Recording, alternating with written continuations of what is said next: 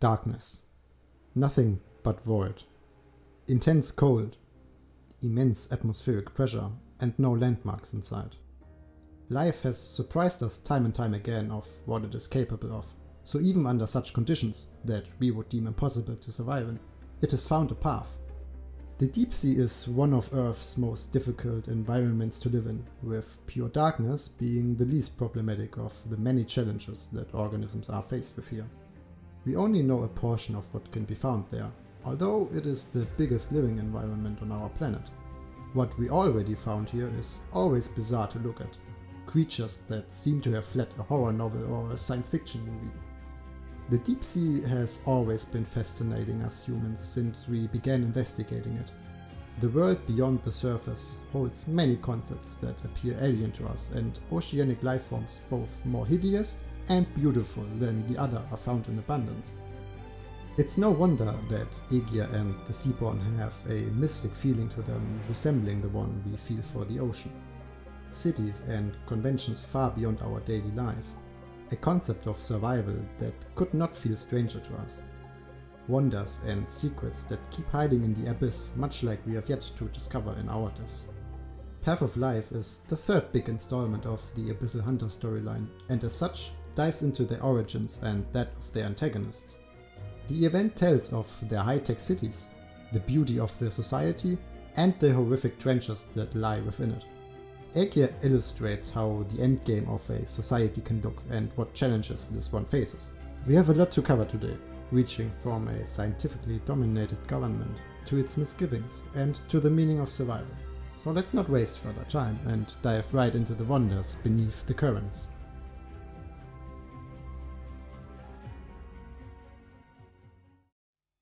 Speaking from a personal point, I'm something of a scientist myself. Or at least am aspiring to become one. Having a partially biological background, Path of Life seems like an almost tailored treasure chest for me in multiple aspects. The first one being Ægir itself. Like I said in the beginning, much of our excitement about the ocean stems from its wondrous life forms and their different ways of survival. Since it's so far from our own circumstances, the ocean has this mysterious aspect to it.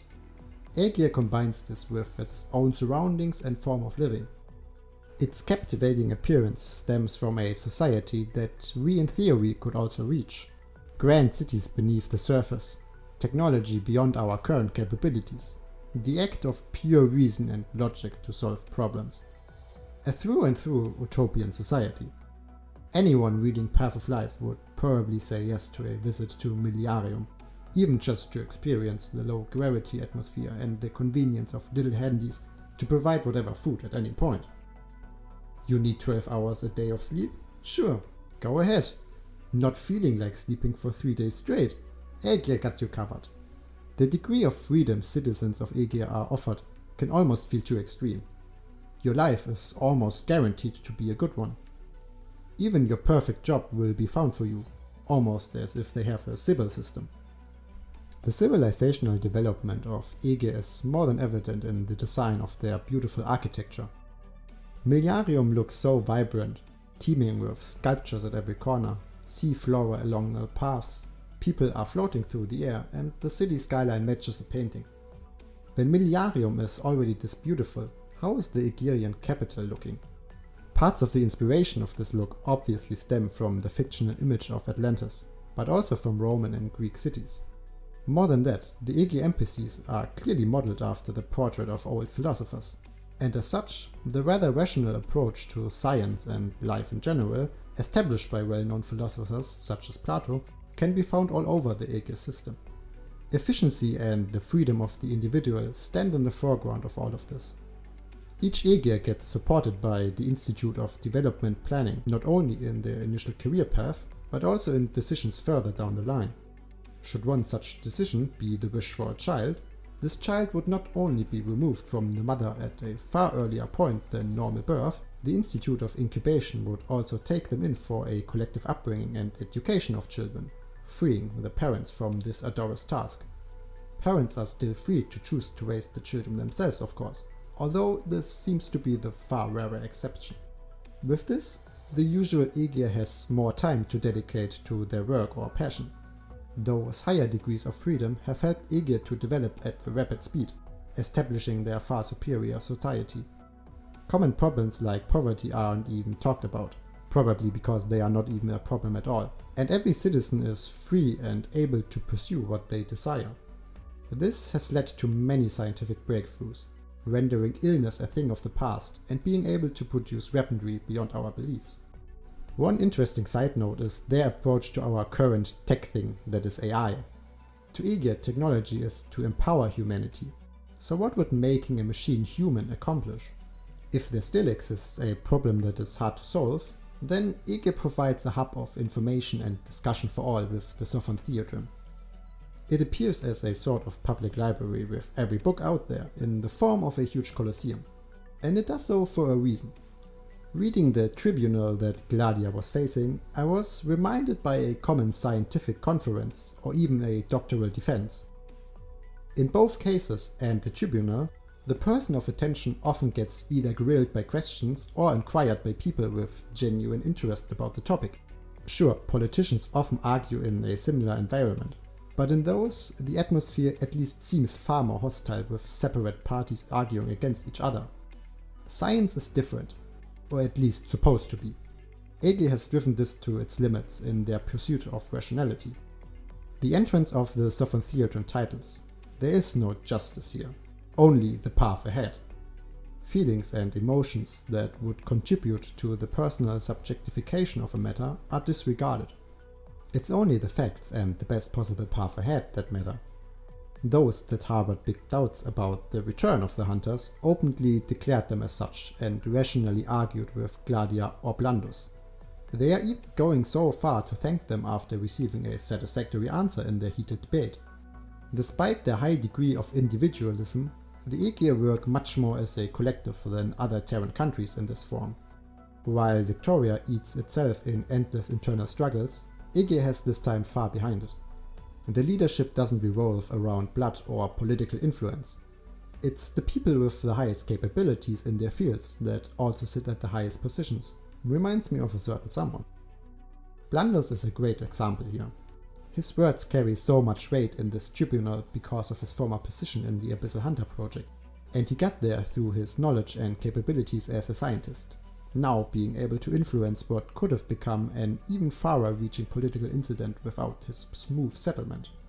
Although I was already less trusty towards Blandus from this point onwards, since he was this persistent in Ulpianus not being in danger of turning. Even he, as the spearhead of Abyssal Hunter knowledge, has far too few data to make such a claim. Question now is whether he made this claim out of genuine belief in it, or was he subconsciously not concerned with this, as Ulpianus would soon join his symbiotic plans anyways if he turned. Something we won't find out at this point anymore. Blandus was in the end though still not able to dispel all of the doubts that the citizens had about Ulpianus, leaving him in the middle of investigations. On the other hand, the rest of the Abyssal Hunters have been cleared of suspicions and were thus even implemented in further battle plans. A logical and rational step. Looking at all of this, Ægir feels like the beautiful end step of a civilization system. People are free in their actions and thinking. It even gets encouraged and supported by a multitude of institutions, gadgets and locations. Decisions which impact the whole of Ægir are either made by those with real insight into those problems, or by the collective intelligence of Ægir through discussions that leave only the best path ahead. As such, no one has to worry about the future in a society that supports every lifestyle. At least that's how it was supposed to be up until 2 centuries ago. The seaborns were born, and their appearance would change Ægir forever. Up to Path of Life, the seaborn were mostly designed like creatures that resemble something that would come out of the sea. Path of Life takes this up to another level. All enemies have something to do with cellular biology. It's even in the name. Enemies have one or multiple nuclei, describe different cellular compartments or functions, and one of them even performs cell division, all rounded with the usual alien-like touch of the sea. This is already amazing to look at from a scientist's perspective, but it gets even better considering what the seaborn represent. We Many is not just a hive mind concept brought to life by the seaborn. It now even gets incorporated on an organismic level. The altruistic behavior of the seaborn to prioritize the survival of we many rather than their own is not uncommon on Earth. Many insects, like ants, have adapted such a special system to boost their survival chances. And as such, both ants and the seaborn have a resemblance to multicellular organisms. Our body is comprised of an abundance of cells that are more or less specialized on certain tasks. The seaborn started to behave more and more like such a singular organism, and they do so with an extremely rapid evolution speed. Specialized forms of seaborn are growing, some having toxic attributes, others absorbing the black hole weaponry of the Ægir. Nothing speaks path of life more than the ocean and the adaptations of its inhabitants. They use everything at their disposal, now even incorporating what should have ended them in the form of the waterway. As they infest the control tower within Millenarium, they use the tower itself as a feeding ground. As such, the nanomachines, which have been dubbed Death by the Ægir due to the energy they require, have also been incorporated into newborns. Those newborns are able to power the nanomachines within them with the help of we many as their protector and energy source. In return, those new special seaborn provide we many with another means of covering more ground faster. The Ægir profit from this on their end in being able to abuse the nanomachines in establishing the waterway. This opens up a dangerous symbiosis. A symbiosis between two opposing life forms. I am usually not a person who likes to go into theory crafting much, but I can't help myself with thinking about all the possibilities that this could go. Their relationship as it currently exists is an unthinkable long-term system in nature. It is only possible to fall apart, the question being at what cost. One way was already portrayed by the fall of humanity in Ice 3. Another one could be the Ægir finding a solution on land against the seaborn, eliminating them once and for all. But those are only the two extremes, the black and the white. If Matos and the first to talk exist, communication with the seaborn can also only evolve further and further.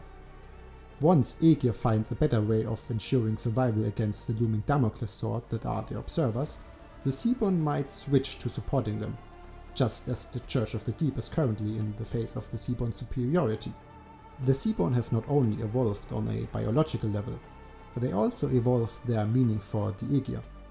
With their assimilation of the nanomachines, they might just have become a necessity in their own defeat by opening a path for the Ægir. Only time will tell if this opportunity is bigger than what the seaborn gained.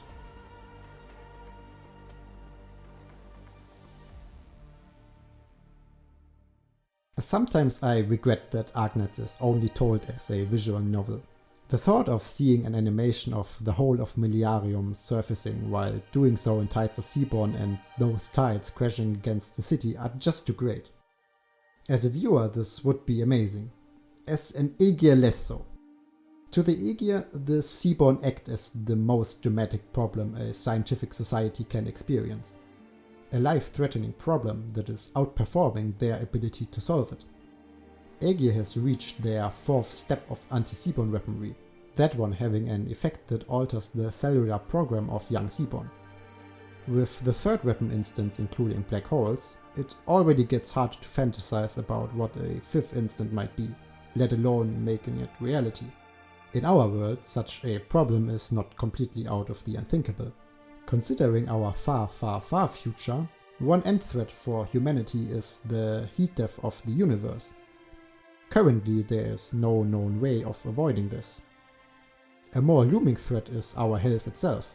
Compared to earlier centuries, the average lifespan has risen drastically. Part of this are breakthroughs in the medical sector, especially antibiotics. We are currently in a medical race against bacteria, but the ability to develop resistances is becoming more and more of a problem, one that will have bigger consequences, sooner or later. The question is, how does a civilization deal with such problems that are outgrowing them? The Ægir provide three of many possible reactions: resilience, acceptance and despair. The first two are relatively clear. The most of Ægir are still fighting the seaborn and are trying to find a solution. The pressure of survival and to continue their path of life does not crush their resilience yet. On the other hand, those that walk the path of a cultist accept the seaborn as the superior life form. Where does despair fit into this now? That is opening a bigger rabbit hole of how the perfect society of the Ægir might be far away from this perceived perfection.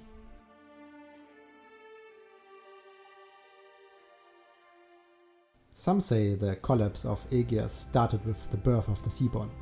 Others say they were only the catalyst that tipped the scales. The seaborn are their biggest threat, no doubt about that, but their society? Ægir experienced many threats as civilization goes through: internal struggles, war and disease. As such, they feel superior in comparison to their counterparts on land. Their arrogance is brought up by them having experienced what they call now small struggles. But I wonder how the precursors would have looked at them. Surely the invisible creeping disease, despair, throughout the Ægirian cities would be something they conquered multiple times.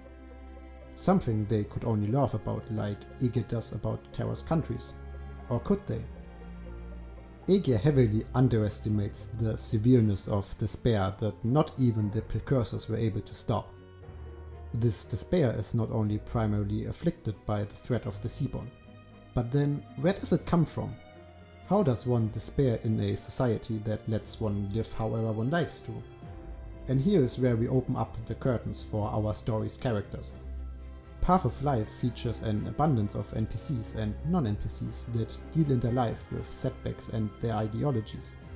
They all fight with despair in one way or another. Some win this fight, others lose it. Let's start with a straightforward one: Lucilla.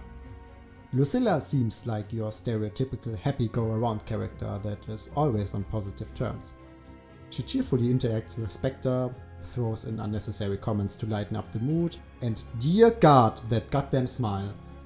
Lucilla uses this quirky attitude of hers to distract herself and others from her own despair. Before Path of Life, she worked in a dome when the incident happened at which Seaborn engulfed a volcanic power plant. Being on top of the dome, she saw that happening in the greatest detail, something that has left her broken. Her fear of heights was nothing else but a reason she invented to transfer away from her position. Since then, she always filled her head with mundane thoughts and questions to avoid remembering her trauma. For better or for worse, the happenstances around Tulia changed this. Tulia was in a similar position as Lucilla. The loss of the volcanic power plant has left her work around endangered seaweeds far more in shambles. Despite this, Tulia kept on working on this passion of hers in secret. To Lucilla, this perseverance saved her. Not only was she able to stop Cassia in her tracks, she was also able to overcome her trauma, at least partially, and returned to her former post. And this is where the happy ending stories already end. Lucilla would remain the only one out of the depressive cast who I see on a good way towards recovery. Let's go on with one that might also be on his radar. Arvitus is an interesting case. Throughout our time in Miliarium, he comes off as a well-respected individual that many address as a magister. His life has been good. He had a wife with whom he was planning on raising a child on their own, without relying on the Institute of Incubation's help. He was researching the precursors with a lot of interest and was even able to translate a diary of one of them. This was compiled in The Death of Life for all Ægirians to read. In it, the last years of a precursor are documented through audio logs. As they came closer and closer to the brink of hopeless failure, this precursor fell into despair. He was only able to lament his circumstances, the estrangement with his fiancée and the slowly encroaching death of her mother, as she gave her life in the end of the restoration of a portal, only for the rest of them to receive worse news than expected. Hope has left them, going so far that some even want to only stay alive in the wishful projections of a lifepod. Not even the precursors were safe from despair in the face of their uninevitable downfall. The Death of Life proceeded to be a well-received piece of insight into the life of a precursor by the majority of Ægir. Some few, though, didn't like it as much, as they saw a danger in glorifying the depicted despair. And they should not have been completely wrong. Arvitus' life ran out of luck afterwards, as his wife despaired herself. He thinks due to her fearing the future of Ægir under the seaborn. She died shortly after, leaving Avitus on his declining self. He now also decided to leave their son with the Institute of Incubation. During his further time in Milarium, he noticed the subtleties in Cassia's behavior, without stopping her though. Avitus is a nice guy though. To Geordi he was a helpful stranger. Maybe this unfamiliarness was what let Geordi look through his outer shell. Did he not stop Cassia because he thinks that the Church of the Deep will not make a difference either way in the rise of the Seaborn and the Ægir's demise? Did he only come to Milarium, Ægir's frontline, with the thought that death would surely come for the city and so also him? And did his wife really despair because of the Seaborn, or because of him? Unlike Cassia, who actively sought out Ægir's end, Avitus was passively accepting their impending doom. He is one of Path of Life's two perfect examples of a well-educated Ægir succumbing to his rationality. Avitus doesn't believe in the future of the Ægir. That is what his image of their current war tells him. He has fallen from his past self, who was able to skillfully translate a long-lost diary, but exactly that diary was what showed his own future. The future of a timid man accepting his fate without a fight. In the aftermath of Path of Life, Avitus turned himself into a tribunal which should judge over his discreetness of Cassia. They ruled him not guilty of misconduct, something he doesn't seem to fully accept. He would now set out on an expeditional journey after he got a sliver of hope punched into him by Geordi over the event. Whether he would get over his despair there is something left for the future. The second perfect example is the pair of Blandus and Elpianus, Blandus being the one who fell. At the forefront of the Abyssal Hunter project, he experienced all of the atrocities they had to go through to realize it.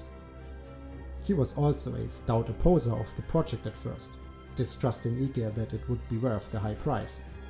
He only joined in after realizing that it would be the best to be able to directly control it. During the project he saw the procedures that hunters had to go through on their way to becoming one and afterwards. Unlike Ulpianus, who saw them and himself as a necessary evil, Blandus kept his humanity. To him they are no weapons, but individuals with lost dreams and aspirations.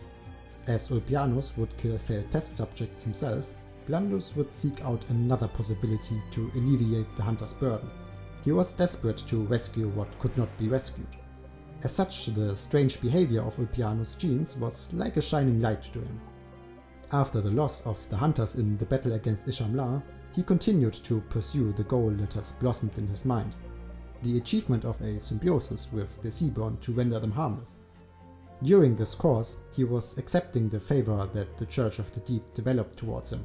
With this, it was easier for him to carry out his plan. A lunatic one, that is. It would be like envisioning foxes helping rabbits survive, an idea that only a desperate man could think of. Blandus was driving himself into a corner subconsciously. By being directly involved into the project, he was getting more and more radical with solutions that could help the hunters and Ægir. He even went so far to experiment on himself to not harm any others. In the end, he didn't even realize his own despair in having become the very danger that he sought to solve. Blandus was so obsessed with his idea that he didn't even consider its fundamental flaw. In his last moments with Ulpianus, he was far from accepting this path that he went down. A once ethical scientist who wanted to lower the pain of the hunters has become a shadow of himself and almost plunged his nation into everlasting darkness. Though what could have went differently?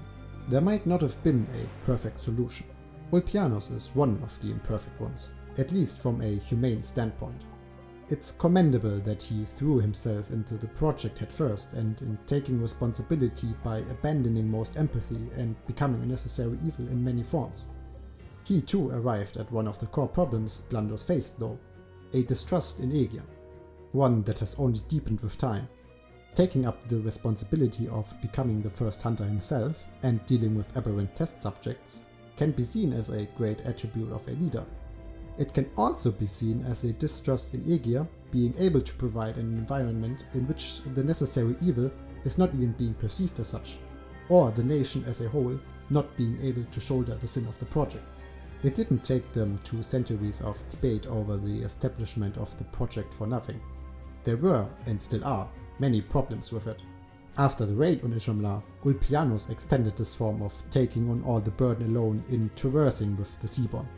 A truly arrogant decision. His unique circumstance provided him with the ability to gather information directly from the seaborn. Information that he decides not to share with Ægir, believing that they are not going to accurately handling it, as the church has extended their influence. He does not necessarily doubt the Ray of Ægir as a whole though. He just wants to open another path to heighten their chances of success. As such, Ulpianus never fell into despair. He was forbidding himself from doing so. The one who would be needed to handle the responsibility could not be allowed to be weak. As such, there is no end to his path. His road ahead is shrouded in grey, at least until the seaborn are purged.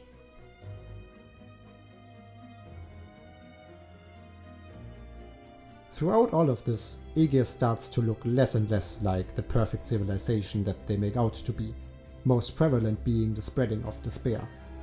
Citizens who are losing trust in their society, be it scientifically or in its purpose.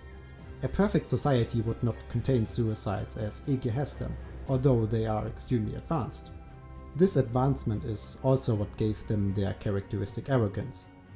How could the nations of Terra even compare to them in their progress being centuries behind? This has already led to many misgivings. The envoys are more like messengers of an empire giving the option of rule or destruction. The message relayed by them at the end of the event doesn't show the reaction of the nations. That's because there's no need to for now. Everyone can guess Lithanian's or Kashimir's response. This arrogance shows in their cities too. Many problems have been either ignored or not have been taken into consideration. The infiltration of cultists on high levels, the huge amount of casualties in the battle with Ishamla, and the despair of citizens all stem from this. The latter was also amplified by their rationality. In its defense, it is what brought them this far. It is what makes science work and achieve groundbreaking discoveries. It is not, though, what makes civilizations work on its own. While Ægir feels centuries ahead in most aspects, they also feel horrifically cold in others. The abandoning of the old in the form of euthanasia and caring for them with machines, and the abandoning of the young by their parents. The Sophan Theotrim titles, "There is no justice here, only the path ahead." They respect the humanity of each of their citizens, but at the same time are able to make the cruelest judgments for the sake of Ægir. As such, they solved the problem of emotional attachment over the value of their country. The atrocities committed by the Iberians is considered them making the correct choice in desperate times. Avitus says so without the hint of regret for his own kind. As the Abyssal Hunters returned suddenly, there was not much of a delay until they were used for battle again. A decision that Clementia was not entirely unconflicted with, but her rationality knew that it is their best choice under the current circumstances. The rise of their rationality led to the downfall of their empathy. They were able to balance this out in times of peace with their incredible talent in the arts. Literature, painting and construction are all things that an individual can lose themselves in and express themselves. It's a privilege that Ægir attained since the technology of the precursors allowed them to not care about survival much anymore. As they were freed from this pressure, they were able to explore their interests. Interests that, if you would boil it down, are worthless. Some of the cultists despise this very fact. As Ægir was freed of the worry over survival, people started to worry about their own value. They wanted to be of value. Over time, Ægir has become a worshipper at their own altar. As the Seaborn reinstated the Ægir's pressure to survive, those values soon showed that they were nothing that life is concerned about. Statues, portraits, and poems would not halt the advance of the Seaborn. Kind of ironic if you think about us debating about a gacha game in that kind of context. As a result, many started to either despair, preoccupy their minds with other matters to distract themselves, or defect to the church. It's funny that Ægir with their highly advanced society is missing such a crucial problem. One that could even cost them everything if it develops to the worst. A despaired scientist won't develop the most effective seaborn countermeasures. A despaired soldier won't defend his country to his best ability. Ægir might have a huge difference in development towards the nations of Terra. They do have a more than equal distance towards a perfect civilization too though. The society and system are beautiful, no doubt, but it can be equally horrific.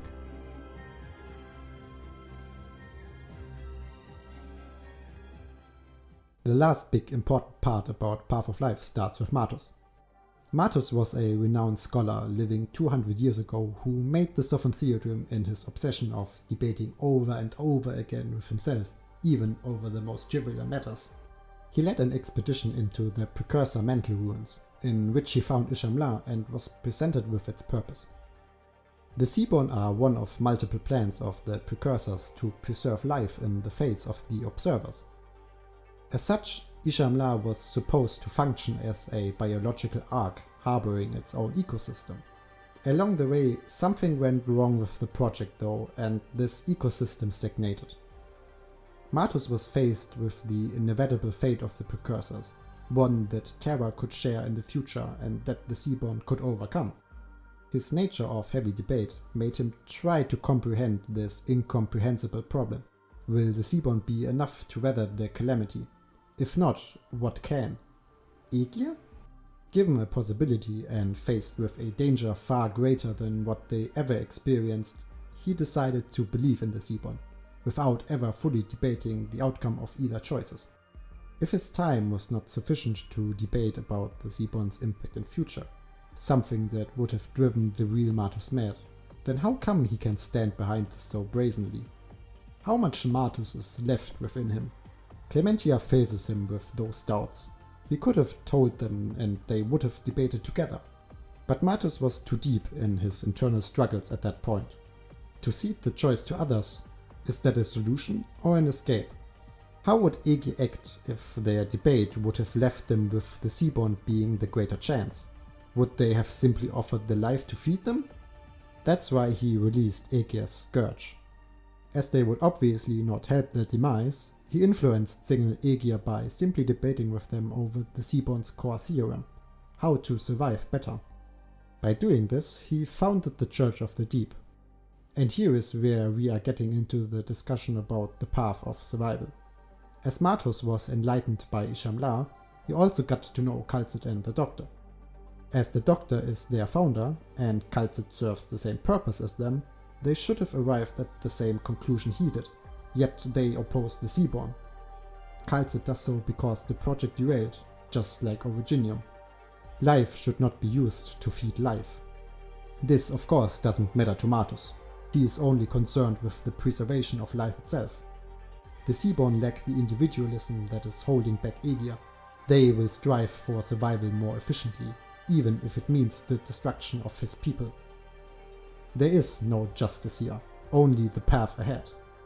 It's almost funny how much the Ægir's core thinking compressed into this theorem by Matus is used against him here. Although if to Matus the preservation of life is such a normal reasoning to him, then how could he simply abandon his kind? Doing so for another species is far more than irrational. I'm no one to judge here though. I will very likely never be in such a situation of having to wager the survival of humanity against life itself. The survival of life or of civilization. This question of what is survival is as hard to answer as it is simple. No one of us has either the urgency nor the information to answer this question truly. Yet Arknights shows how people arrive at their answer. It is a simple matter of perspective. Of course, those on either side will more likely argue in their survival's favor. Who is right in the end is something that everyone has to decide on their own. Just to argument a bit in Matus' favor. Imagine knowing 200 cute seaborn wives with their own backstory. Your thought of simply killing the seaborn would not have come as quickly as it probably did just now. Consider also this. Everyone will die and be forgotten at one point anyways. Individual lives will have meant nothing and disappear. Let's play a short game to show this. I hope you read all events so far. Just simply name the character shown and how they died or lived on. First one's easy, of course.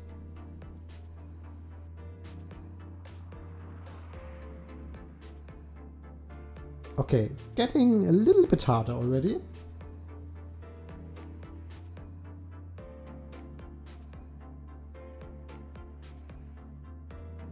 And at this point I'm more than certain that 99% could not have named both Lilia and Miaro. Me neither. Before looking it up again, I just remembered Miaro's face and not his name. The same will be true for us at one point for Tulia, by the way. The value we give to characters after their death and them being forgotten is exactly what Martus and the Seaborn go against in their own form. A single individual doesn't matter. It's not even in their consideration of mattering. We too forget about many people we meet throughout our life. Of course, because our brain is not meant to remember all of them. The Seaborn just decide to basically do so with everyone, except some very few cases. As long as something survives, they consider it as a success. Personally speaking, I would still stand on the side of Terra, of course. I just sympathize with them too much. Also, no Seaborn wife could ever beat this. The point is that one can easily jump to hating the Seaborn and see them as a threat to us. Path of Life does a great job in not only telling us of their goals, it also gives them a good side through their purpose. In that regard, I wonder how we will look at them once we get to know the full extent of the Observer's threat. Path of Life has instantly joined Vigilo in the club of best event. There's just too much here. An incredible abundance of topics, characters and ideologies. Not to forget all of the small details. The genius enemy design, all of the science stuff, a horde stage resembling the Storm of the Seaborn, the music that perfectly fits the scary and mysterious vibe of the ocean, the cool stage design transition as the Seaborn invade Miliarium, or the classy detective subplot of Secunda, and so much more. The setup going forward from here on is incredible. Ægir will enforce their cooperation with Terra's nations one way or another, with the Seaborn threat now approaching land even more vigorously. Surely of importance will be Skadi. Martus trusts that Ishamla did not just pick her randomly as a vessel. Path of Life could not have delivered the meaning of its name better. The torn shreds of Seaborns and Ægirians from their battles are nothing more than marine snow. A beautiful description for a horrific sight. Life doesn't care though. Wherever it can, it will try to forge a way ahead. It's what our planet has shown time and time again throughout many catastrophes. The Seaborn can be seen as one such catastrophe. The question is, how will life look after they walked their path?